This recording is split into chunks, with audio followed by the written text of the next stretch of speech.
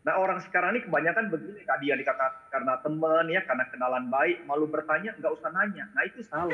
Lebih bagus kita tanya, tetapi jangan lupa kalau kita tidak punya proteksi, apalagi sekarang kondisi setiap orang bisa tiba-tiba sakit, maka semua tabungan kita itu bisa-bisa tergerus untuk membayar biaya pengobatan. Soalnya saya dulu pernah sakit banget, tidak Sakit apa nih? Sakit hati? gejala bukan. Oh, bukan. Bukan sakit hati mah sembuh sendiri insya Oke. Allah. Selamat datang di Duit, podcast yang membahas seputar pengelolaan keuangan. Dalam setiap episode, saya akan berbincang dengan bintang tamu yang menarik dan juga para expert yang akan menjawab segala permasalahan finansial. Bersama saya Deris Kita, inilah Duit. Bala duit, pernah nggak sih bala duit di rumah itu beli satu produk bukan karena kamu butuh, tapi karena kamu kepengen aja gitu. Akhirnya produk yang kamu beli ini nggak kepake dan terbuang sia-sia. Sama halnya kalau misalnya kita beli asuransi yang tidak sesuai sama kebutuhan kita. Ujung-ujungnya pas kita mau klaim ternyata nggak bisa. Terus kita merasa tertipu. Nah, jangan-jangan bukan salah produknya bala duit, tapi salah kita yang tidak teliti dalam membaca polis. Hari ini, aku Diaris Kita dan narasumber juga bintang tamu akan ngobrol tentang bagaimana cara memilih asuransi yang tepat sesuai dengan kebutuhan. Tapi sebelumnya, bala duit bisa like dulu video ini, share video ini sebanyak-banyaknya, dan jangan lupa untuk subscribe YouTube channel Manulife Indonesia. Seperti yang aku sudah bilang bala duit, aku tidak sendiri karena hari ini sudah ada narasumber dan bintang tamu yang terhubung secara online dan juga sudah hadir ke studio. Aku mau sapa dulu pertama rekan aku, seorang komika Indonesia, ada Rin Hermana yang sudah bareng di studio bareng aku. Apa kabar Rin? Halo Mbak, siap, alhamdulillah baik hari ini ya. Alhamdulillah. Semoga baik terus ya. Semoga kita selalu berdoa semoga baik terus. Sudah bersama kita juga tentunya narasumber Pak Jeffrey Ki, Chief Agency Officer Manulife Indonesia. Pak Jeffrey, apa kabar? Hai, kabar baik Dea. Hai Rin. Halo Pak Jeffrey. Masih beraktivitas secara online Pak, bekerja dan lain-lain? Sekarang kita harus menyesuaikan diri dengan online. Suka nggak suka, karena banyak sekali pekerjaan sekarang harus dilakukan secara virtual. Ya. Ini bagian daripada penyesuaian diri, bagian daripada penerimaan kita dengan kondisi saat ini. Oke, udah bukan waktunya lagi kita denial ya Pak. Udah waktunya kita menerima keadaan dan Betul. beradaptasi ya Pak. Setuju. Setuju. Rin, tadi ngomongin masalah kalau kita beli sesuatu, Ya. kita tuh kadang suka nggak mikir. Iya. Apalagi nih kalau fenomena, aku sih sebagai perempuan kalau udah mulai angka bagus kayak misalnya 77, Iya. 88, Iya benar. 99 di e-commerce itu kan penawaran banyak banget. Benar. Menggiurkan lah. Kadang-kadang barang yang aku beli itu nggak sesuai sama kebutuhan. Akhirnya nyesel. Pernah nggak Rin ngalamin hal yang sama kayak aku? Kalau saya beli di momen diskonan jarang banget. Oke. Justru kalau misalnya ke toko apa, kalau keluar ke mall gitu, terus tiba-tiba, ini kayaknya bagus nih ditaruh di kamar. Beli nggak ya? Beli aja dulu, ntar juga kepake gitu. Konsepnya kayak gitu, beli aja deh dulu, ntar juga kepake. Tapi waktu udah ditumpuk di kamar semuanya, terus kayak, lah ini kenapa dibeli ya kemarin ya? Ini buat apa ya? Ini buat apa sih gitu? Kita juga kadang mikir gini, beli aja deh dulu, Iya. ntar gampang. Tapi pas udah sampai, terus ternyata nggak bisa kepake juga. Entah ruangannya nggak cukup, atau memang nggak ada fungsinya. Nggak ada fungsi. Kalau saya lebih banyak nggak ada fungsinya, ini buat apa ya? Kemarin kayaknya waktu di toko itu kayaknya ini penting banget nih, di kos nih, di ruangan kayak penting banget nih. Pas dicek, enggak juga, nggak perlu deh. Sayang ya jadinya. Sayang banget jadinya. Oke, kalau Rin pernah dengar nggak? Ini sih sering banget ya teman-teman aku.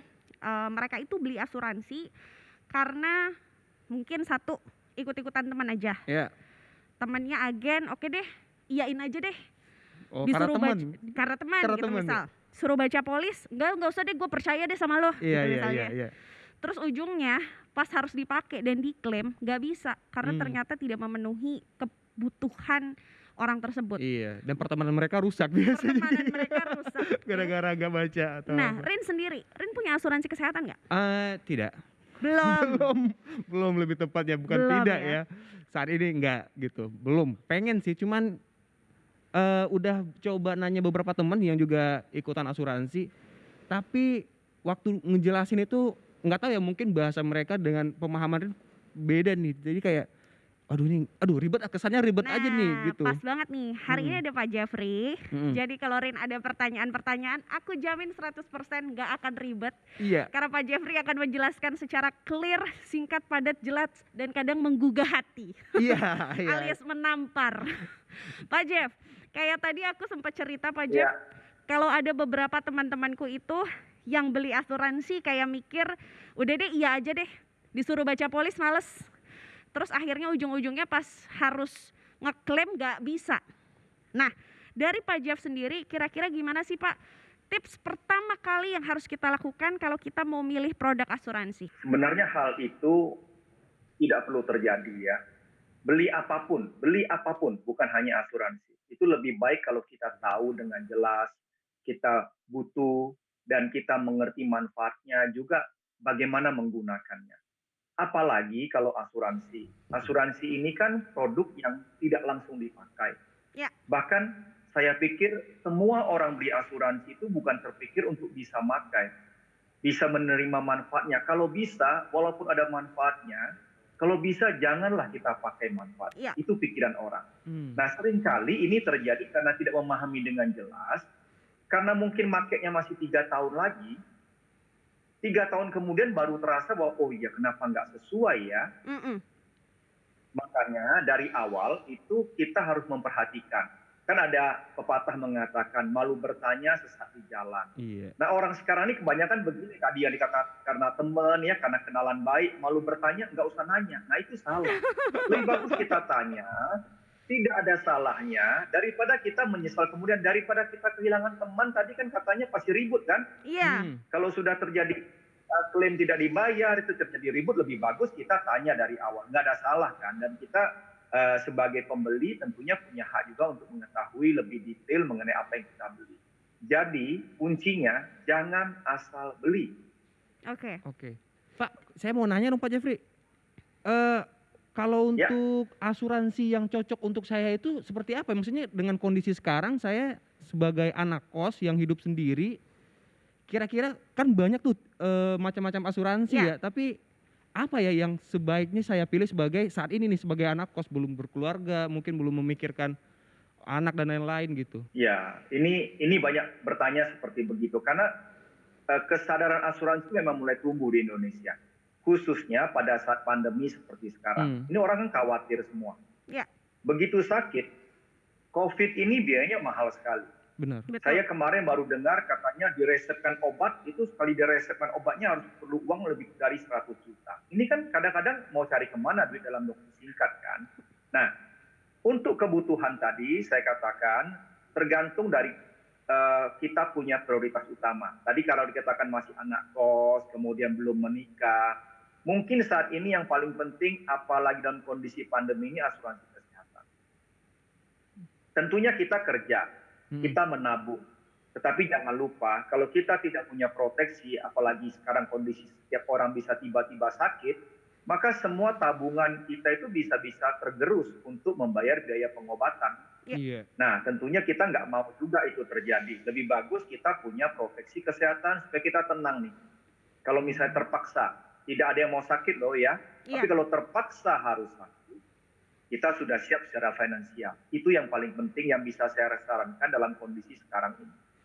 Gitu Rin. Jadi sekarang minimal kita punya asuransi kesehatan.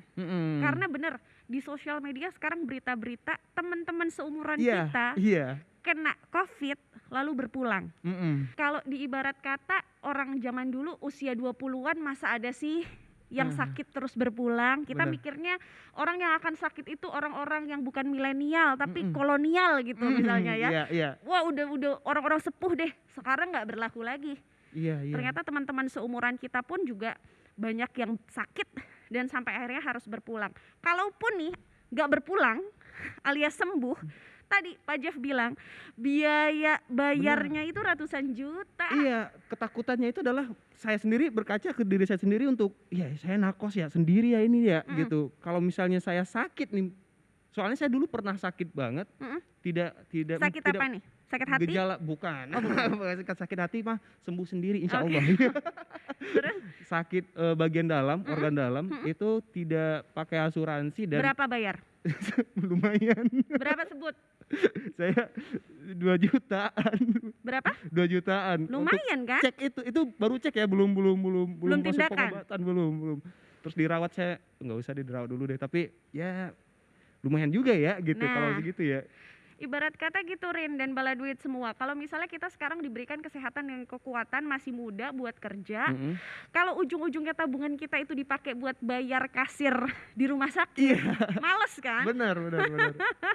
Oke, Pak Jeff ada pertanyaan dari netizen nih. Karena kan tadi malu bertanya sesat di jalan. Benar, saya tidak mau sesat juga Pak. Jangan sesat ya. Jangan. Dan ini ada teman-teman bala duit juga yang nggak pengen sesat.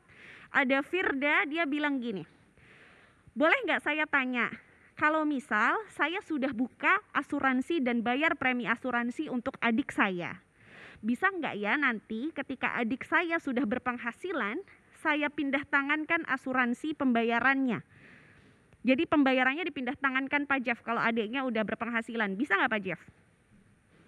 Ya, kalau saya melihat yang penanya ya, ini adalah kakak yang sangat sayang dengan adiknya. Betul. Dan tentunya saya berharap bahwa dia sendiri sudah punya asuransi sehingga dia memikirkan untuk memberikan proteksi kepada adiknya juga. Mungkin adiknya belum berpenghasilan. Ya. Orang tuanya mungkin tidak memberikan perlindungan kepada adiknya dan dia merasa mampu dan dia memberikan asuransi kepada adiknya. Bagus. Nah, tadi ada pertanyaannya, ketika adiknya sudah menjadi seseorang yang punya penghasilan, apakah bisa dialihkan? Jawabannya bisa. Oke. Karena dalam status seperti sekarang ini, kakak ini berperan sebagai pemegang polis. Ya. Kalau dalam istilah asuransi, artinya dia yang membayar polisnya. Dan adiknya sebagai orang yang diasuransikan atau tertanggung. Nanti ketika adiknya sudah punya penghasilan dan mampu membayar, maka pemegang polis ini bisa dirubah ke adiknya. Sehingga adiknya langsung menjadi pemegang polis sekaligus tertanggung. Jadi bisa dia. Oh, jadi bisa, nggak usah khawatir gitu. Iya, Kakak iya. yang baik, bener juga ini. Sangat perhatian dengan Firda adeknya ya. baik banget ya. Baik banget. Aku deh. juga nggak ngasuransiin adekku, biarin aja dia cari sendiri. Nanti dia asuransi sendiri pasti. Biar dia berusaha sendiri. Pak Jeff ada pertanyaan lagi dari Aduhai. Aduhai. Namanya @aduhai. Dia bertanya, Pak, saya ditawarin asuransi sama agen. Terus katanya bayarnya bisa transfer titip ke rekening dia. Emang bisa? Emang ada ya Pak Jeff yang begini Pak Jeff? Saya juga baru tahu ini. Ya, namanya aduhai ya, pertanyaannya juga aduhai. Aduhai banget. Ini praktek yang sebenarnya tidak dibenarkan. Oke. Oh. Dan ini sebenarnya bisa memunculkan, saya tidak mengatakan agennya itu berniat tidak baik, tetapi bisa memunculkan risiko kan. Kita nggak tahu apa yang terjadi. Walaupun agennya bermaksud baik, bisa saja lupa. Itu hal yang paling lumrah. Bisa saja, apalagi kondisi seperti sekarang ini kan kondisi tidak menentu. Kita janji mau transfer misalnya, sore ini kita mau transfer, kemudian kita transfer, ternyata agen kita itu tiba-tiba sakit. Sehingga dia tidak bisa mengurus kelanjutan daripada pembelian polis kita. Akibatnya apa? Akibatnya kita belum terlindungi. Nah, lebih bagus kalau memang kasusnya seperti begitu, transfer saja langsung ke rekening perusahaan. Betul. Ini juga langsung dan tidak membuat agennya bekerja lagi kan tambahan. Memang agen itu ingin melayani dengan baik, setuju saya. Dia tidak mau kliennya pusing.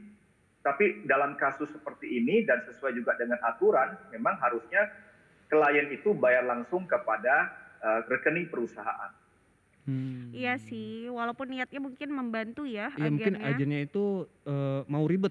Mau ribet banget dianya ya. Padahal ya gampang kalau misalnya kita mau bayar polis gitu. Misalnya dari Manulife kita transfer aja lewat M-Banking udah selesai sebenarnya gitu ya. Cuma mungkin tadi agennya baik banget. Tapi yang dihindari adalah ketika ada faktor lupa atau faktor-faktor kita nggak bisa bayar, mungkin sakit dan lain-lain kayak tadi, itu yang kita hindari. Baiklah. Bala Duit, nanti kita akan ngobrol lagi bagaimana seluk-beluk memilih asuransi sesuai dengan kebutuhan kamu di video selanjutnya. Tapi sebelum kita lanjut ngobrol, jangan lupa Bala Duit untuk like video ini, share video ini sebanyak-banyaknya, dan subscribe YouTube channel Manulife Indonesia. Kunjungi juga website kita, Manulife Indonesia. Dan sekarang ini kita lebih banyak menggunakan dana daruratnya kita. Iya, kepake nih akhirnya dana Sekarang darurat. ini kita pakai dana darurat nih. Ingat, tugas daripada perusahaan asuransi itu membayar klaim. Tentunya klaim itu klaim yang layak, sesuai dengan yang diperjanjikan di dalam polis. Dipersembahkan oleh